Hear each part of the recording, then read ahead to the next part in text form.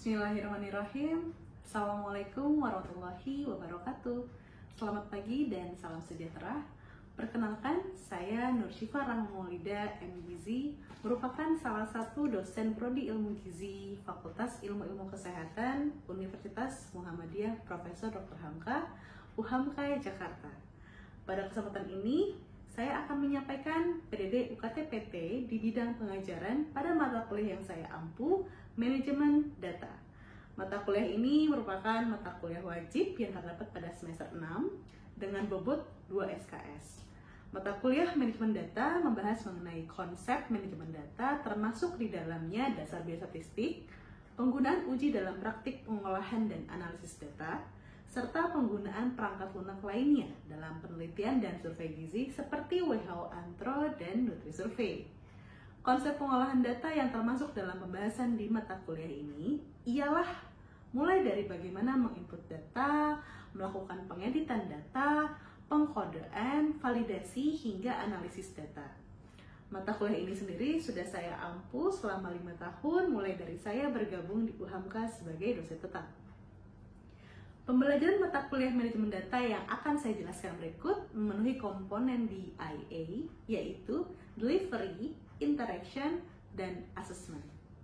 Yang pertama adalah Delivery. Delivery adalah proses penyampaian materi pembelajaran. Sebelumnya akan saya jelaskan bagaimana materi pembelajaran disusun yang selanjutnya akan disampaikan kepada mahasiswa. Nutrisionis atau seorang ahli gizi merupakan tenaga kesehatan profesional yang kompeten dalam pelayanan promotif dan preventif berdasarkan ilmu pangan, gizi, dan kesehatan. Sehingga ada beberapa capaian prodi yang dibebankan pada mata kuliah ini meliputi aspek sikap, pengetahuan, keterampilan umum, serta keterampilan khusus. Capaian pembelajaran mata kuliah ini sendiri yaitu mahasiswa mampu memanfaatkan teknologi untuk merencanakan, mengolah, dan menganalisis data yang diperlukan untuk menunjang validitas, reliabilitas, dan perencanaan intervensi yang sesuai dalam bidang program gizi masyarakat, gizi klinik, maupun penyelenggaraan makanan institusi. Selain itu, diharapkannya mahasiswa mampu menerapkan ilmu gizi untuk mengidentifikasi status dan masalah gizi baik secara individu, kelompok, serta masyarakat dengan mengoperasionalkan perangkat lunak yang dibutuhkan pada bidang gizi khususnya dalam mata kuliah ini yaitu WHO Antro dan NutriSurvey. Berikut adalah peta singkat kompetensi yang diturunkan dalam sub capaian pembelajaran mata kuliah dimulai dari perkenalan, penjelasan RPS, kontrak perkuliahan, dan review materi biostatistik sebagai konsep dasar mengenai data, jenis skala ukur, dan variabel dalam proses input, pengolahan, juga analisis data. Nah, topik perkuliahan sebagai berikut yang diturunkan pada masing-masing sub CPMK. Di antaranya ada analisis data deskriptif, uji normalitas dan uji T baik berpasangan dan tidak berpasangan, uji homogenitas dan uji ANOVA baik 1 dan 2 arah, uji chi-square, uji korelasi Pearson dan Spearman, uji non-parametrik lainnya meliputi uji Kostka-Wallis, Wilcoxon, dan Mann-Whitney. Uji validitas dan reliabilitas juga ada dalam topik pada perkuliahan mata kuliah ini.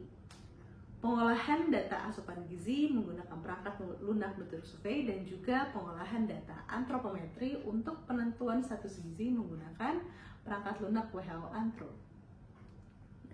Dalam mendukung proses penyampaian materi pembelajaran, saya dan tim pengajar mengembangkan bahan ajar berupa buku ajar digital manajemen data untuk survei gizi yang juga sudah bersertifikat hak cipta.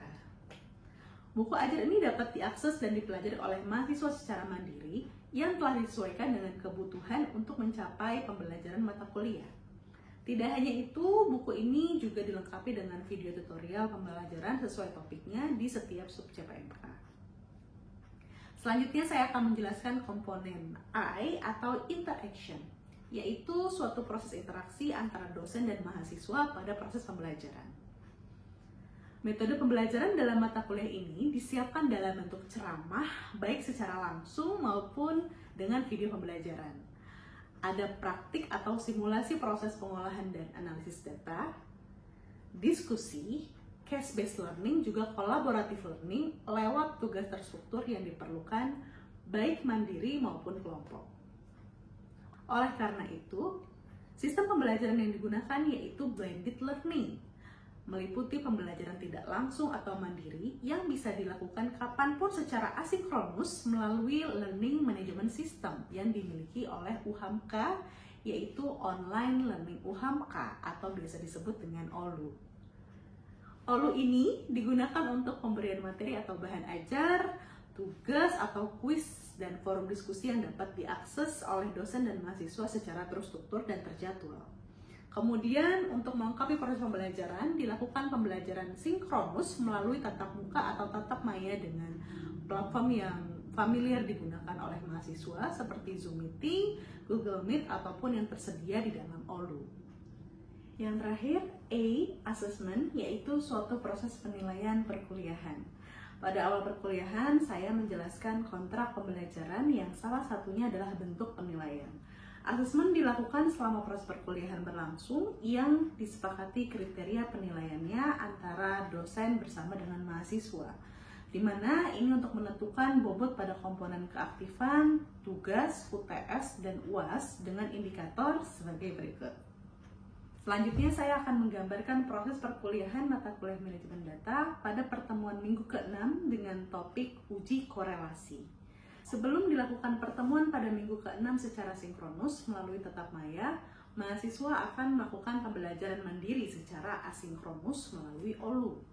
Mahasiswa akan mengakses OLU mereka untuk mendapatkan materi pembelajaran pada buku ajar, serta link video tutorial analisis statistik uji korelasi. Nah, setelah itu akan dilakukan pembelajaran secara sinkronus melalui tatap maya dengan Zoom, yaitu dengan sub CPMK. Mahasiswa mampu menguasai dan menerapkan uji korelasi Pearson dan Trans-Spearman dengan menggunakan software pemrosesan data SPSS for Windows. Berikut ini merupakan rekaman pembelajaran sinkronus melalui tatap maya dengan Zoom untuk diskusi, simulasi, serta melakukan penilaian di pertemuan minggu ke-6. Bismillahirrahmanirrahim. Assalamualaikum warahmatullahi wabarakatuh. Waalaikumsalam warahmatullahi wabarakatuh. Apa kabarnya teman-teman? Alhamdulillah baik, Bu. Alhamdulillah baik. Ya, ini adalah pertemuan minggu ke-6 pada mata kuliah uji korelasi. Sebelumnya adalah uji chi-square ya. Mudah-mudahan teman-teman sudah baca dari pertemuan minggu lalu yang saya minta untuk dilihat dulu buku ajar digitalnya pada pertemuan uji korelasi sama video tutorial pembelajaran bagaimana pengolahan dan analisis data di uji korelasi. Ada yang belum baca atau ada yang belum mencoba? Sudah Ibu. Sudah ya. Baik. Kita mulai perkuliahan hari ini dengan sama-sama membaca basmalah. Bismillahirrahmanirrahim. Untuk perkuliahan pada hari ini adalah tentang uji korelasi, tapi sebelum membahas tentang uji korelasi, saya mau review dulu di materi sebelumnya, yaitu ada uji chi-square. Nah, di sini nanti saya tanya, teman-teman silakan jawab ya.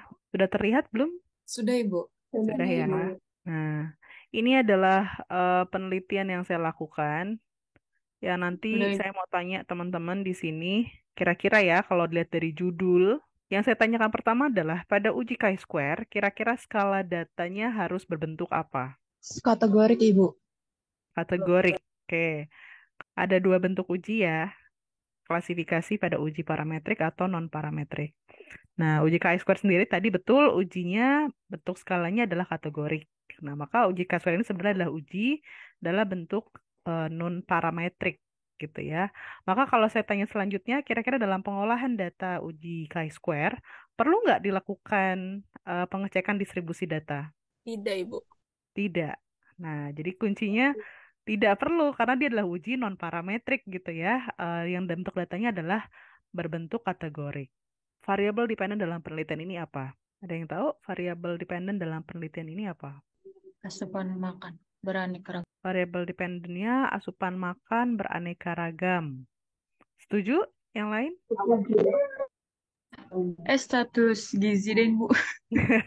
Oke, status gizi. Ya, betul. Variabel dependen adalah status gizi. Maka ada beberapa syarat ya, kalau teman-teman lihat dalam buku digitalnya, pada syarat uji chi-square, dia boleh 2 kali 2 atau lebih dari tabel 2 kali 2, tetapi ada syarat yang dibaca nanti. Kapan kita atau teman-teman membaca chi-square, kapan tidak memenuhi syarat pada uji chi-square, maka membacanya dengan uji Fisher eksak. Nah, itu yang perlu dipahami ya dalam uji chi-square. Oke, selanjutnya kita masuk ke dalam sesi di uji korelasi ya, teman-teman. Yang lain udah baca? Udah Ibu udah baca. Oke. Kalau udah baca, tolong saya dibantu ya. Uji korelasi. Nah, sekarang saya tanya, pada uji korelasi, ada uji korelasi apa dan apa? Person sama Spearman. Oke, Pearson dan Spearman. Mana yang masuk ke dalam analisis uji korelasi yang termasuk ke dalam uji parametrik? Yang person. Pearson. Berarti uji Spearman Yang non non-parametrik. Oke, terima kasih Gina. Sekarang saya mau tanya lagi. Kita bisa tahu kapan kita menggunakan uji parametrik dan uji non-parametrik dari mana? Dari hasil uji normalitas ya, Bu. Siapa Puri ya? Oke, uji normalitas ya. Uji normalitas data. Uji normalitas data tuh ada uji apa saja? Ada Kolmogorov sama Shapiro-Wilk, Ibu. Oke, Alivia, terima kasih. Ada uji Kolmogorov dan Shapiro. Kapan kita menggunakan Kolmogorov, kapan menggunakan Shapiro? Kolmogorov kalau lebih dari 50 responden. Kalau Shapiro-Wilk kurang dari sama dengan 50. Oke, Raisa tadi ya, sama siapa tuh barengan. Jadi satu-satu persatu ya. Oke, terima kasih. Uji Kolmogorov kalau lebih dari 50, uji Shapiro mungkin kalau kurang dari 50. Nah, bentuknya adalah skala data apa? Numeriknya, Bu. Mau kelisah ya. Numerik. Numerik itu kayak gimana sih? Datanya berbentuk angka. Oke, ada yang mau bantu saya untuk share screen apa namanya SPSS Baduta atau Ibu Hamil? Boleh, Ibu. Lihat ke variable view. Saya mau tunjuk Rajwa ada ya? Rajwa Khairmanajah. Ada Ibu, maaf suaranya tadi delay. Iya, nggak apa-apa. Rajwa coba dilihat dari layar yang di share screen Salman nih. Kira-kira kamu ingin melakukan uji korelasi pada variabel apa? Coba ke bawah lagi. Rata-rata berat badan, Bu. Dengan? Asupan energi. Berarti langkah-langkahnya apa yang harus dilakukan dulu jika ingin melakukan uji korelasi? Saya mau tanya Dwi Yuliana. Iya, Ibu. Jadi yang pertama kita melakukan uji normalitas terlebih dahulu. Pertama, analyze, lalu pencet explore. Maksudnya pencet describe status, explore, ya. Terus masukin di dependent list-nya itu rata-rata asupan sama BB per U. Rata-rata asupan yang mana? Energi. Itu adanya di mana? Itu adanya di dependent list. Oke, dependent list juga. Lalu pencet plot di checklist normality plot with test. Lalu continue. Habis itu langsung oke. Oke, outputnya. Saya minta Anes tolong dibaca outputnya, interpretasi output dari yang ada. Ada, Ibu. Untuk membaca tadi ada atau tidak adanya normalitas data, bacanya di yang mana, Anes? Di tabel bawah coba di scroll.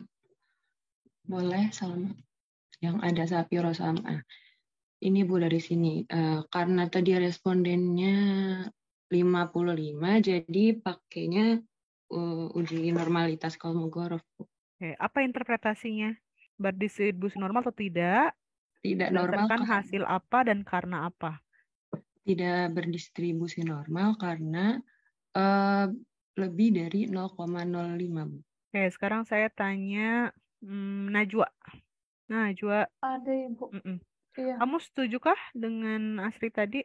Anes, interpretasinya setuju? Tidak Ibu. Tidak. Kalau kamu apa? Rata-rata asupan energinya itu tidak berdistribusi normal karena p-value-nya lebih dari 0,05 Ibu. Berapa p-value-nya ini? Lebih dari 0,05, memang nilai p-value-nya berapa? Najwa. 0,2 Ibu. Oke, 0,2. Yang benar yang mana? Normal atau tidak normal? Normal, Normal, Ibu. Normal. Ya, yang betul adalah distribusinya normal. Justru untuk distribusi data, jika lebih dari 0,05, dia berdistribusi normal. Di sini 0,2. Tapi saya apresiasi dalam pembacaan teman-teman tahu ya bahwa ini nilainya adalah signifikan, melihat daripada nilai signifikansi 0,2. Sampai sini jelas? Jelas, Ibu. Jelas, Ibu. Jelas. Sekarang berarti berat badan menurut umur. Saya mau tanya Velita, Iya, Ibu. bagaimana interpretasinya? Interpretasinya karena p-value-nya lebih dari 0,05, maka data berdistribusi normal. Oke, good. Semua sudah sepakat ya. Karena ini distribusi datanya normal di dua variabel tersebut, maka menurut Melisa, uji korelasinya apa? Uji Pearson, Ibu. Oke, sekarang berarti ujinya adalah uji korelasi. Siapa yang belum? Zahra, bisa kasih arahan? Gimana caranya analisisnya? Ya, analyze. Munculkan ke variabel, ke datasetnya. Sama. Terus klik analyze. Terus pilih yang compare means. Terus tadi pilih yang variabel asupan sama rata-rata. Oke, sebentar. Ramadhani Suci, setuju bahwa itu yang nanti dilakukan untuk uji korelasi? Enggak, Ibu. Yang mana? Ya, itu ini bukan compare means tapi correlate. Analyze, kemudian correlate. Correlate, terus ke bawah berarti sama. Ya, bawahnya. Terus di variat itu dimasukin yang tadi asupan energinya sama yang BB per U-nya. Z-score-nya.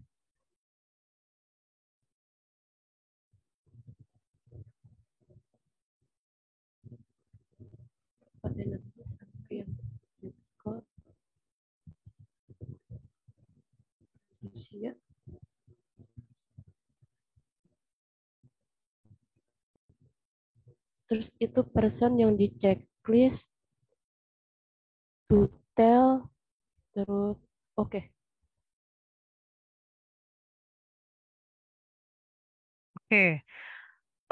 Tadi jadi bukan compare means ya. Kalau compare means berarti ujinya apa?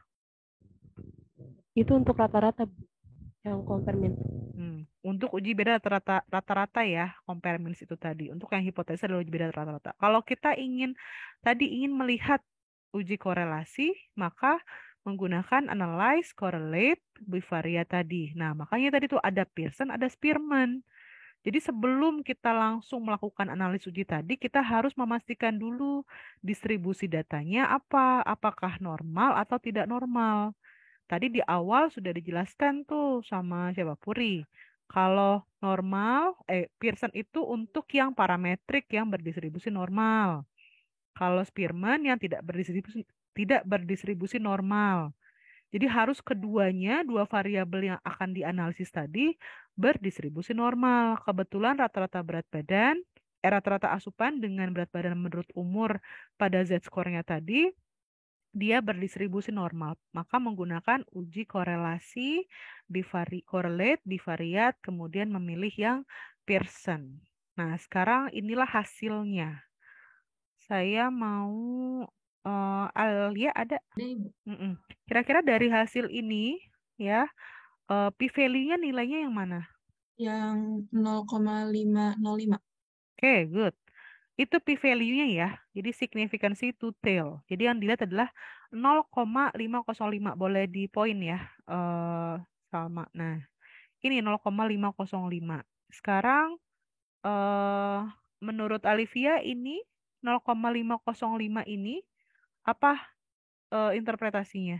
Tidak ada hubungan, Ibu. Jadi interpretasinya rata-rata benar, Bu. Tidak ada hubungan antara rata-rata asupan energi dengan berat badan menurut umur karena p-value-nya itu lebih dari 0,05 yaitu 0,505. Oke, Marshanda setuju? Kalau menurut saya itu tidak ada korelasi yang signifikan antara rata-rata asupan energi dengan berat badan menurut umur karena nilai p-value-nya itu lebih dari 0,05, Bu. Jadi itu berapa nilainya? 0,505. Oke, good. Variabel independen dalam penelitian ini apa? Yang asupannya itu, Bu. Asupan energinya. Variabel dependennya? Berat badan ya. Berat badan. Tidak ada hubungan yang signifikan antara rata asupan energi terhadap berat badan menurut umur karena nilai p-value-nya itu lebih dari 0,05 yaitu 0,505. Oke, good. Saya ulang kembali ya. Tidak ada korelasi yang signifikan secara statistik antara variabel asupan energi, ya rata-rata asupan energi dengan Z-score berdasarkan berat badan menurut umur, di mana nilai p-value lebih dari 0,05, yaitu P-nya sama dengan 0,505. Oke, ada yang mau coba? Berarti nilai R di sini berapa? Ibu mau coba. Berarti nilai R-nya itu 0,092, Ibu. Artinya apa? Artinya dia... Tadi ya, interpretasinya ada dua. Pertama, arah hubungan. Kedua, kekuatan hubungan. Maka kalau dari 0,092, arah hubungannya bagaimana? Arahnya dulu nih, positif atau negatif? Positif. Positif gitu ya. Walaupun dia tidak ada korelasi yang signifikan ya, makanya tadi hasilnya 0,092. Sekarang kekuatan dari arahnya tadi 0,092 itu kekuatannya bagaimana? Lemah. Jelas ya, karena lemah itu 0,00 hingga 0,25. Arah yang tadi disampaikan ya, arahnya negatif atau positif itu tergantung pada hasil di sini nih. Dia minus atau plus. Maka yang dimaksud pada minus atau plus hanya untuk membaca arah hubungan. Tetapi di saat ingin membaca kekuatan hubungan, maka minus dan plus ini diabaikan. Arahnya negatif. Kekuatan hubungannya? Sangat kuat, bukan tadi 0, Bu. Nah, sangat kuat. Sama kamu lagi buka ini enggak? Buku digital enggak? Buka, Ibu. Nah, boleh di sampingnya enggak? Kalau minus 0,902, hubungannya apa? Yang mana? Sangat kuat. Sangat kuat. Sangat kuat. Jelas ya. Sekarang saya coba kalau hasilnya adalah 0,752. Maka hubungannya gimana? Hubungan kuat. Kuat. Kalau minus 0,651? Kuat. Nah, arahnya kalau minus 0,651? Negatif. Sampai sini jelas semua? Jelas, Ibu. Jelas. Kalau jelas, ada yang mau ditanyakan untuk uji korelasi? Ibu, saya izin bertanya. Ya, silakan. Enggak sih, Bu, ini mau mengkonfirmasi aja. Tadi kan saya baca yang terkait bagian outputnya itu ya, Bu, yang parametrik sama non-parametrik. Nah, itu ada bedanya nggak sih, Bu, ngelihat sign yang bawah sama korelasi yang variabel atas gitu. Soalnya penandaannya kan beda ya, Bu. Itu ada ngaruhnya nggak sih, Bu? Nah, ini ya. Jadi Bu bacanya sama nggak sih atas bawah? Jadi sebenarnya ini sama aja. Ini kalau teman-teman lihat Spearman's Rule, berat badan ibu ke berat badan, ini kan ada atas kolomnya ada berat badan ibu, ada berat badan bayi kan. Nah, coefficient correlation atau nilai R-nya kan 0,248. Nilai signifikansi to-tail-nya 0,001.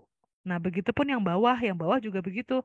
Berat badan bayi ke berat badan ibu kan berarti yang dibaca bukan yang ke berat badan bayi juga gitu. Nilainya sama. Jadi ini sebenarnya sama aja. eh Novi tadi pertanyaannya. Saya ini nandain yang di bawah, yang di atas juga sama kok, kan nilainya sama 0,01 dan tiap uji pasti sama. Coba lihat di hasil di outputnya nih, boleh ditutup nggak nih yang atau ke geser ke samping? Sama di outputnya. Ini agak di listnya di, nah sama nggak? Sama kan ya? Tuh, 0,092, 0,505. Terus yang di sini juga begitu 0,092, 0,505. Gitu. Jadi sama saja. Gitu Novi, jelas? Jelas, Ibu. Baik, Ibu. Terima kasih, Ibu. Ya. Yang lain? Ada yang bertanyakan? Ada yang masih belum jelas?